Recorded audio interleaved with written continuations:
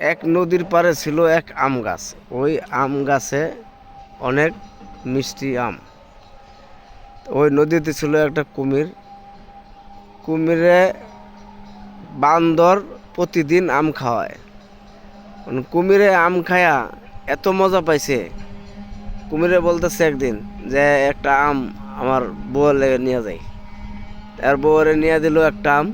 বউ আম খায়া কয় এত মজা আম। আমার একটা বান্দর বন্ধু আছে, ও প্রতিদিন আমারে আম খাওয়ায়। ও তোমার বান্দর বন্ধু যে তোমার আম খাওয়ায়, আমরাই এত মজা, তোমার বন্ধুর কলজাটা নিয়ে আর কত মজা।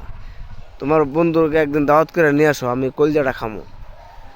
তখন কুমির বলতেছে যে বন্ধু, আমার বউ তোমাকে দাওয়াত করছে। বান্দর তো আনন্দে কুমিরের পিঠে যায় চড়ে বললো লাভ দেয়া।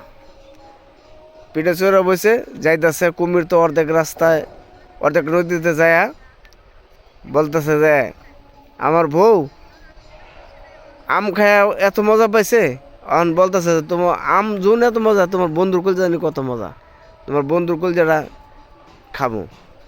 তখন বান্দর বলতেছে আরে বন্ধু, তোমাকে আমি এত ভালোবাসি, তাই তুমি তোমার বউ কলজা খাইবো, তুমি আমার আগে বলবা না? আমি কলজাটা তো গাছে রাইখে আসছি।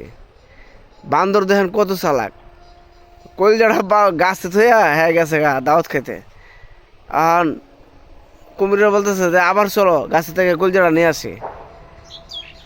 কুমির তো বুকা, কুমির আবার ঘুরে আইছে আম গাছের এনে।